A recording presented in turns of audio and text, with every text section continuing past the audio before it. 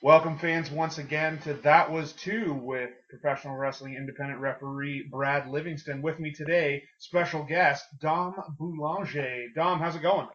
Going well. Thank you very much for having me. How's it going? Oh, it's going great. Going great. Really looking forward to this. I'm going to start it off with the question that I always ask everybody. Growing up, were you always a fan of the wrestling business?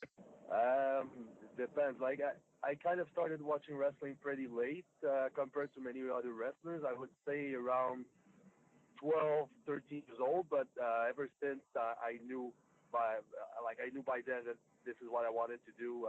One way or another, I had to end up being a pro wrestler in some way. So, what was that first memory, that first thing that said to you, hey, this is what you want to do?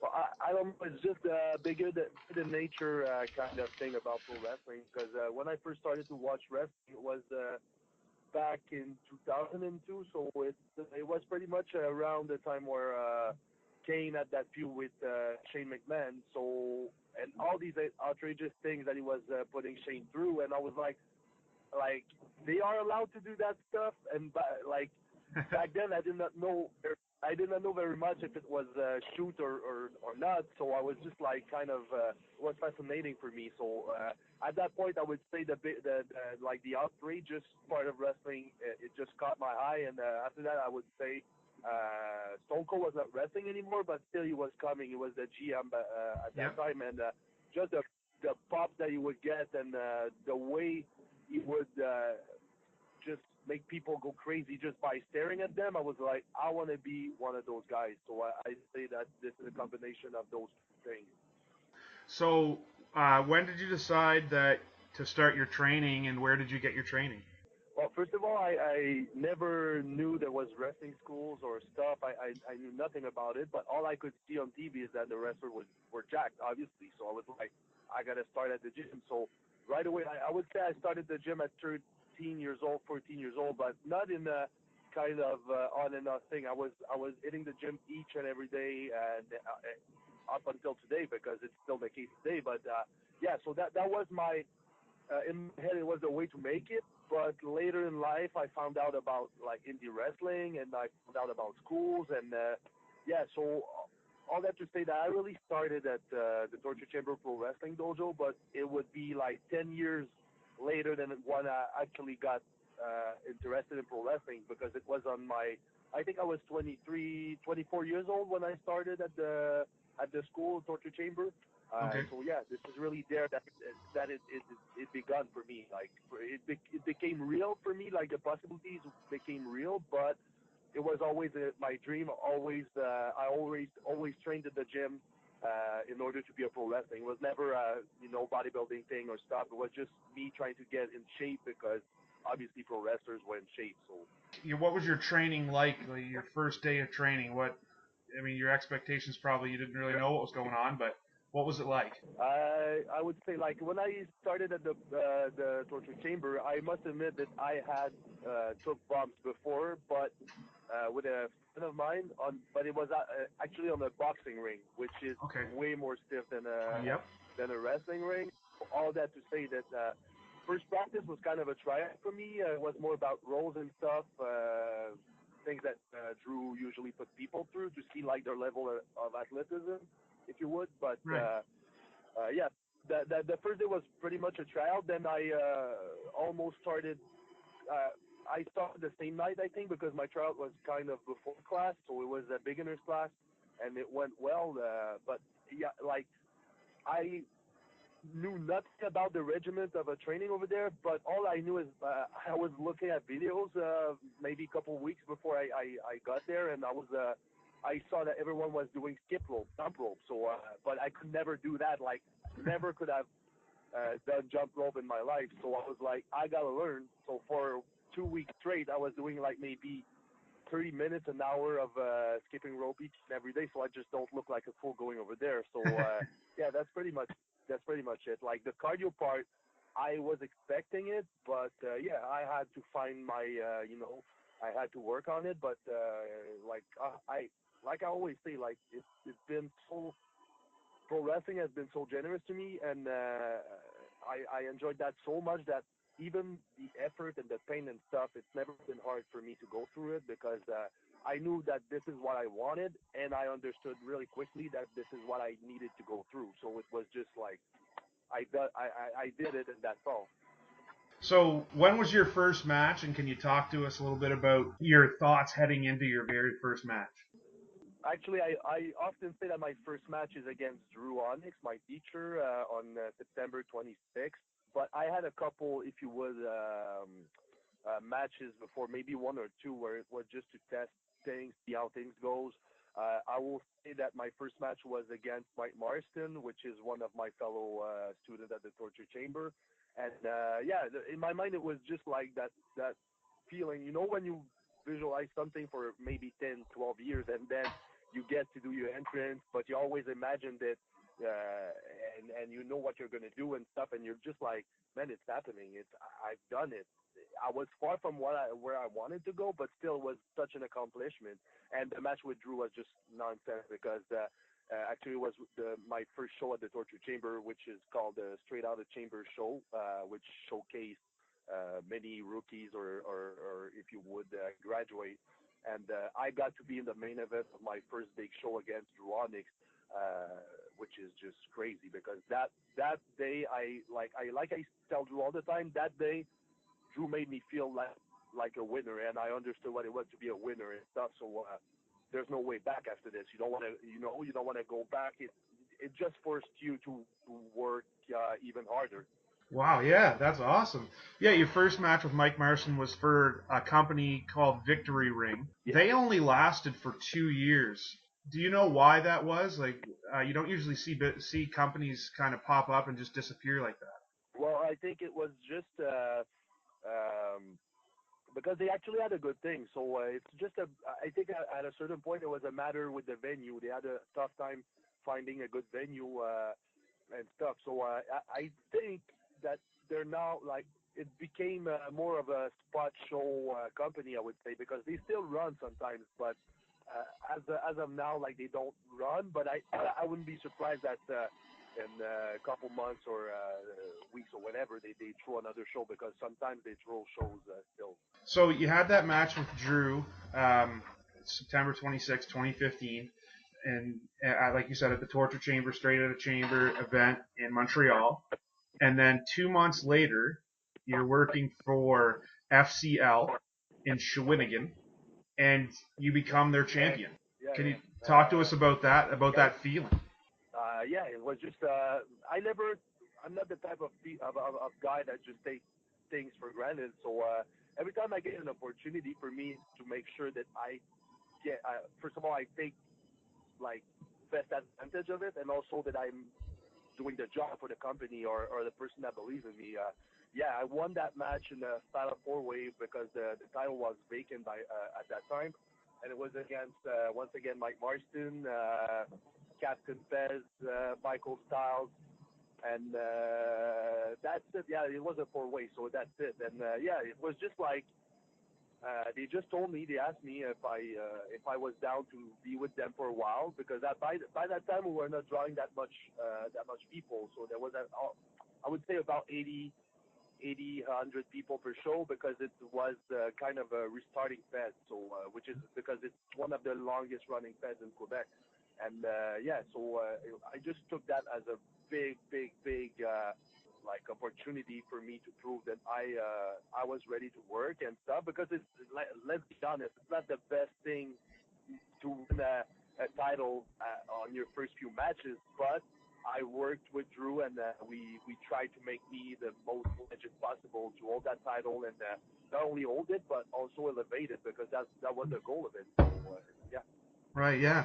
And I mean that's one of the things that I could tell just from looking at your career and having talked to Dru is you have that persona of if you're gonna give me the championship, I'm gonna make you proud of the fact that you made me your champion. And that's something that I heard from Dru so many times.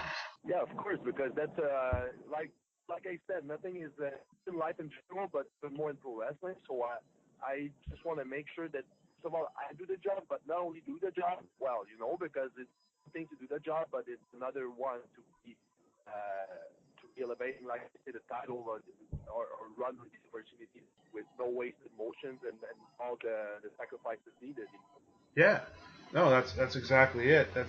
I love hearing that from anybody about their passion for the business. In 2016, you took part in a one-day tournament, the Valleyfield 2016, and so the Valleyfield Cup, and you worked 3 matches in one show, and you ended up winning the tournament. Can you talk about the challenges of working that many matches in one day? Yeah, but for me, it was the first time that I had to do like not only double duty but triple one. Yeah.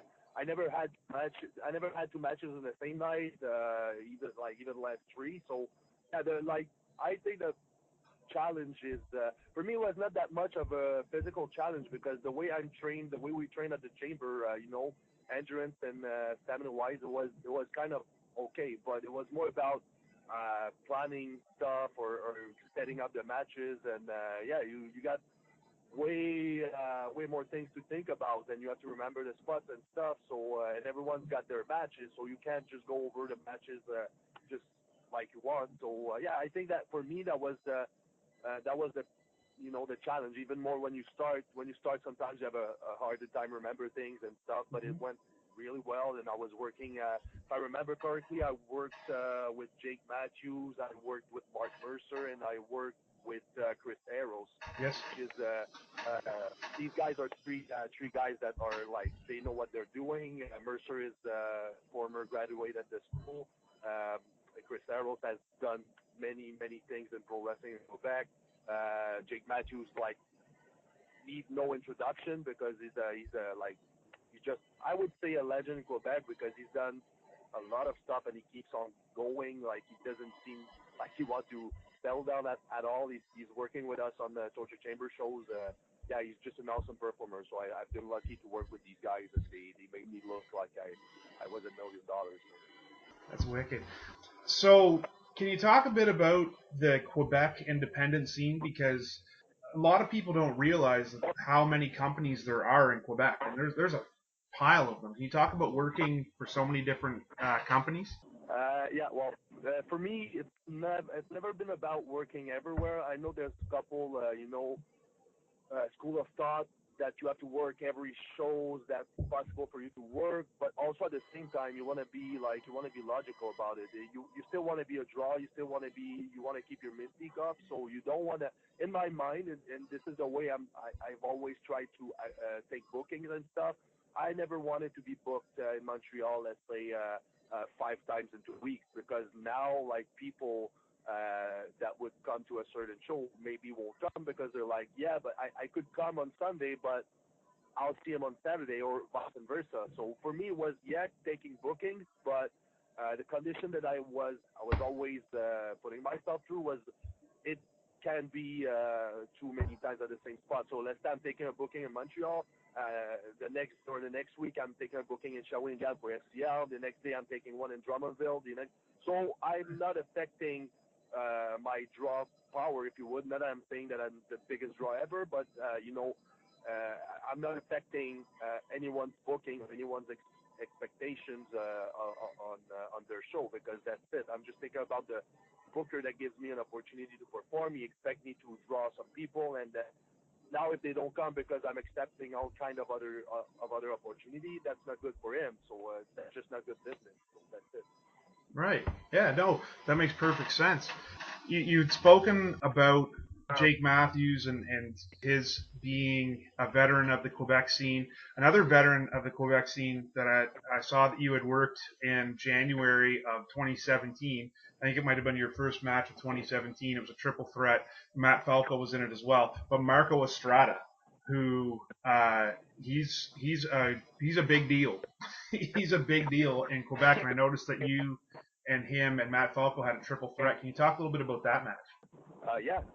Well, actually, one of my favorite talents in Quebec, bar none, because he's just good. Like, there's nothing else to say. He's good. He's really good, and also he's a good guy. He's always been cool to me, giving me advices and stuff.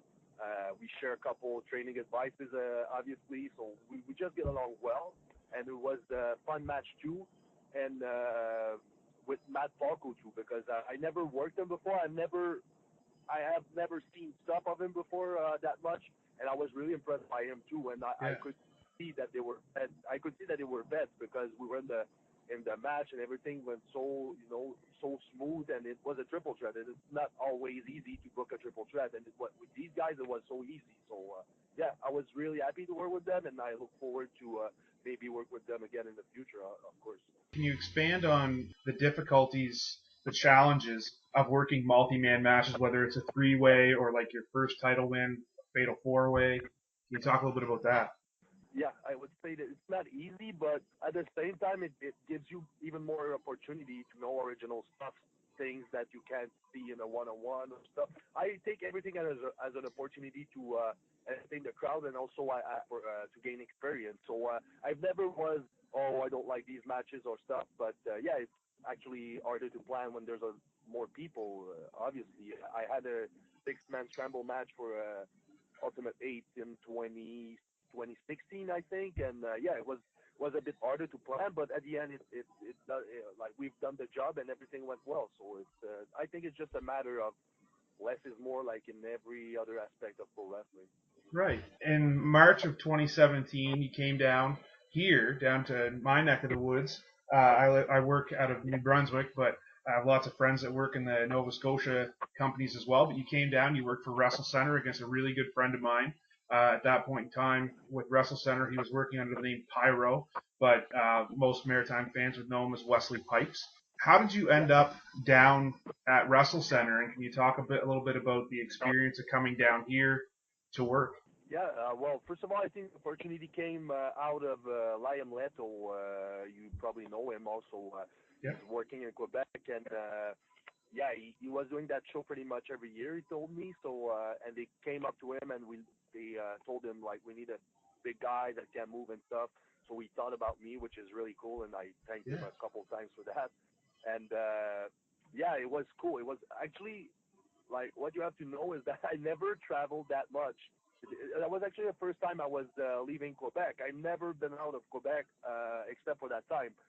So that was really cool experience. I got to enjoy the road trip with it was Ryan Leto, Ryan Rogan, and Ryan Donovan, which are the coolest guys possible, like really laid back guys. It was just a lot of fun, and yeah, I got to enjoy driving for maybe 12 hours, not really sleep and then rest, but that was cool. I really enjoyed the trip and stuff, seeing other landscapes than the whole. Yeah, you mentioned Ryan Rogan. I actually worked Grand Prix tour with him, who I noticed that you had worked, and also Shadow, which I noticed that you had worked as well. So that's kind of neat. All right, so when did you find out, and how did you find out about your upcoming WWE tryout? Well, there's kind of two two parts to that story. The first time that I knew I had a tryout, I did not know about the date, but I knew there was a tryout coming up for me. It was back in March of 2017. Yep. I think not. I don't know if it's March. I don't remember like exactly, but I think it was March. Or no, not March, January, I think. Anyways, it was back then when Dru went to the Performance Center in Orlando.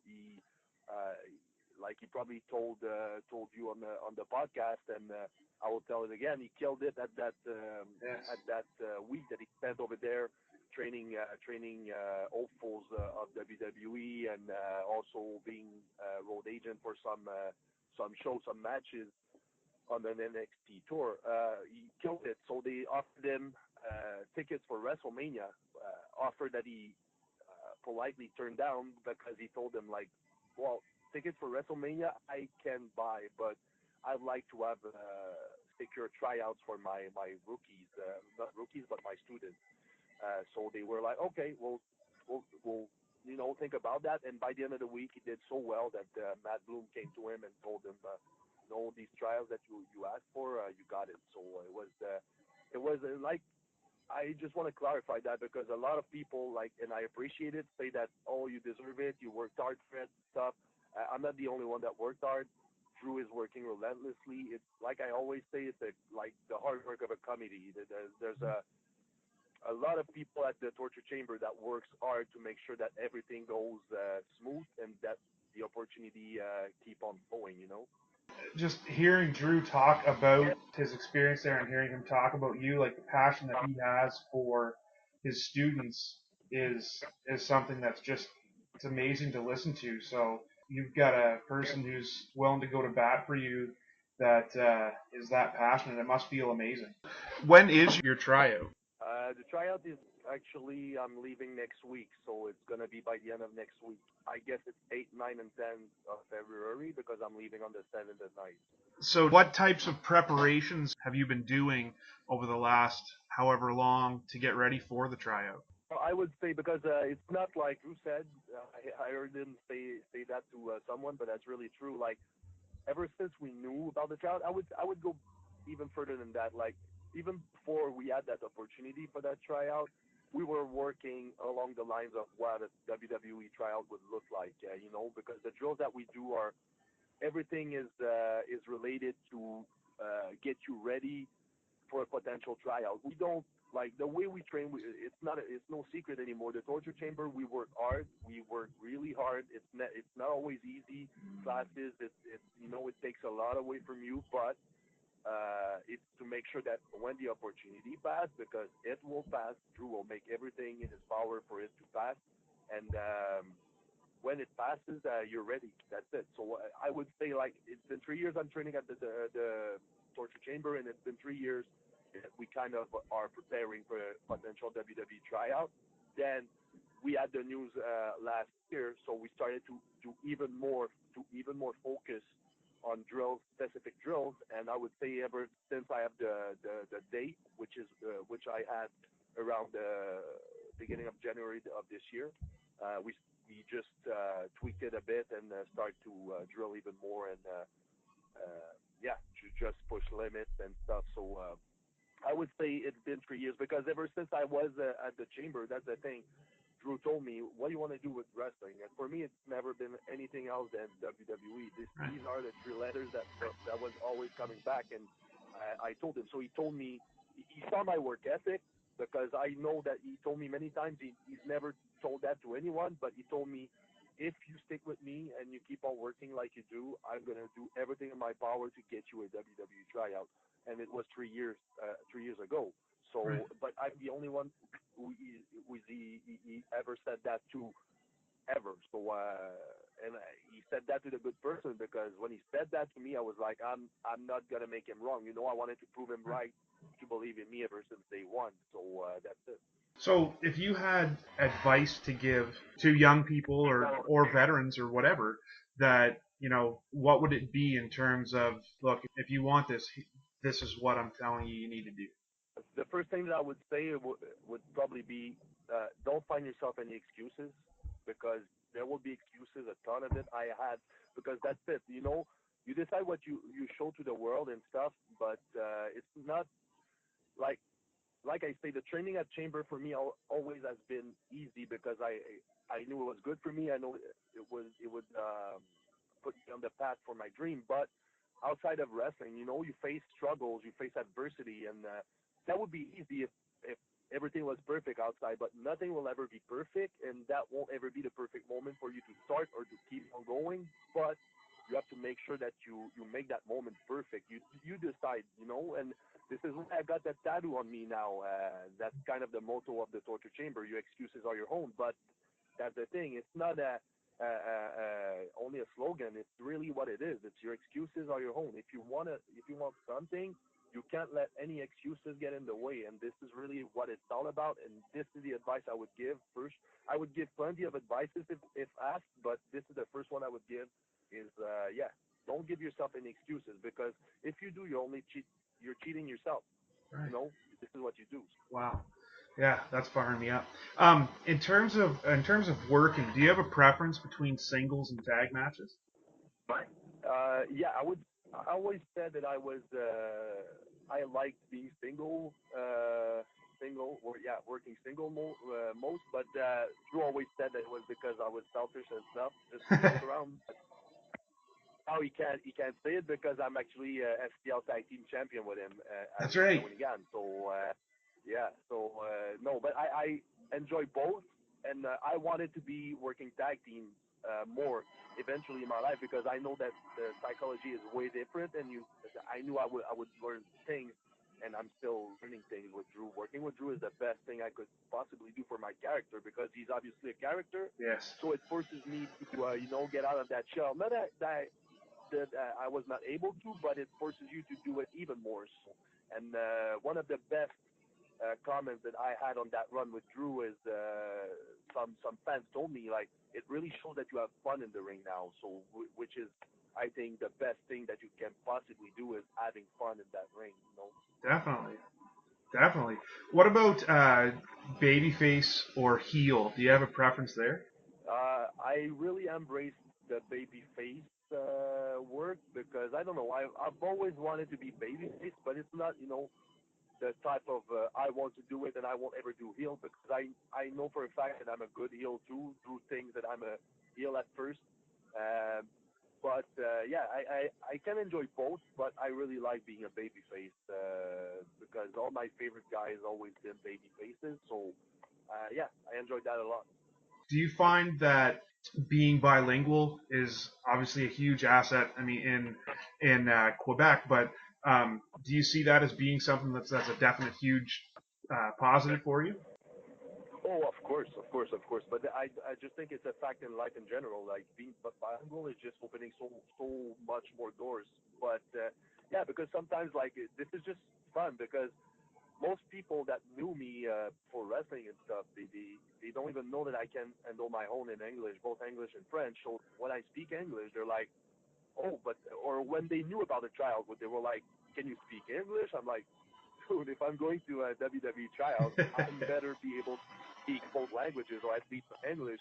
So yeah, because most people they're like they don't make the difference between having an accent, which I know I have. I have an accent, which is normal because my first language is French, Right. but I understand everything and I can speak. Like for me, it's never been about having the cleanest pronunciation. Not that I don't want to get it better, but I know that my message passed. Like what because the message that I stand when I'm out there or stuff, it's way stronger than words can explain it. It's passion. I speak my passion when I'm in that ring. So yeah, words are important, of course, but I know that when I say something, I mean it, and people when they see me perform, they can perfectly understand what I'm fighting for. So Oh yeah, exactly. I mean, I always do a lot of research heading into interviews, so I've been watching quite a bit of your stuff. And one of the things that stood out to me was there was a promo that you cut. It was you and Frankie the Mobster. You were I think you guys were working as a tag at that point. I'm trying to think of yeah, what company it was for, but I mean I'm not bilingual by any stretch, but I understand enough French to get by, and the passion in that promo, despite what me fully understanding everything that the two of you were saying, you could see that, and I can tell from just speaking to you that whether it's French or it's English, it's coming out the same with that same passion. So, is that something else that you work a lot with Dru? Is working on your promos? of course we work on promos, but I think, like I say, for me it's really I speak from the heart. We all experience all kinds of things in our life, and I understood good couple years ago that you might as well speak the truth, speak your heart, and because people can see through, and I think this is why people relate to me in the ring, or I can say that I pretty much connect with crowds, and this is because it's legit. What you see in the air is really me. It's just I turned the switch, like every great one said before. It's like you got to be yourself, but turn the volume up. This is Right. really what it's all about. I'm just speaking from the heart, and it just happens that I have a big heart with a lot of stuff to say. So yeah. Yeah, no, I really enjoyed that promo. I don't know why it stuck out to me, and like I said, in terms of my understanding of French, it would be basic, but I understood the point and the message that you and Frank were trying to get across, and I really enjoyed it. So I wanted to bring that up for sure. If somebody came up to you and said, "Hey Dom, I want to watch a match or two of yours," what matches would you turn them to? I have a hard time. Like I would say, I always use the first match against Dru, not because of the technical aspect of it, because obviously I was just starting and I was nervous and stuff, but I just would like to watch this one people because the emotion in it is so legit, even more at the end when the ending of the match comes. I don't know if you had the chance to saw that match, but the end Oh of yes. it is just pure. It's just pure legitness. It's because I was not aware of the ending. He never told me the finish, so he just told me at that point we're gonna see how it goes. We're gonna see how the crowd reacts because he needed to see if the crowd was buying me or believing in it or stuff. Yes. So, but by the end of it, when that pin comes and the three count is made, I did not know that it was coming, so I was just so overwhelmed that I just couldn't believe it because in my mind, like I say, I take nothing for granted. I knew it was a possibility for me to go over, but I thought like I legit thought Dru is a veteran, 17 years in the business. He doesn't have to take a pin for me, and it was not even important for me. It was just like I knew he would make me look like $1 million. I knew that, and yeah, so I was just happy with having a big main event against the monument that Dru Onyx is. So when that pin came, I just went bad shit. It was just like yeah, well, I could not believe. That's fantastic. So obviously you've got some pretty big goals coming up here. You know, you've got your WWE tryout coming up. If fans wanted to catch you elsewhere, do you have any other upcoming events that fans could see Dom Boulanger? Yeah, of course. There is the two federations that I work pretty much all the time is STL and Torture Chamber, obviously.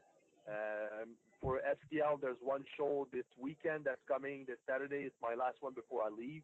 It's at the South Kiswa in Shawinigan. Um, yeah, so that'd be the next. And after the tryout, when I come back on February 18th, I'll be working the Torture Chamber Showcase Sunday on the first Sunday when I come back. So yeah, so that would be the two next appearances. But after that, it's like every month there's a STL show, and every month there's a Torture Chamber show too. So Awesome. So if bookers wanted to get a hold of you and book you or what have you, what would be the easiest way for them to do that? well, first of all, they can talk to me on my Facebook page, which is Dom Boulanger for my personal one. There's also my athlete one, the Dominator Dom Boulanger. But for now, it's not updated that often. Just because I have more friends on the personal page, but eventually I'll switch it. But for now, the Dom Boulanger page on Facebook is good, or else you have the Instagram also Dom Boulanger or the Twitter at Dom Boulanger. I kept it very simple because no one used Dom Boulanger, hopefully, so I was able to just go with Dom Boulanger, no numbers, no nothing. The easier, the better. Well, I cannot thank you enough for taking the time out of your schedule, especially how busy you are right now. Thank you so much, and all the best and good luck. And we'll definitely be following and rooting for you in your WWE tryout starting next week. Well, thank you very much for having me. It's it's a pleasure and it's fun. I enjoy the process a lot of preparing and preparing for that tryout, and also just you taking time for with me. Really appreciate it. Oh, it was fantastic. Thanks again. Once again, fans, this Brad Livingston for That Was Two.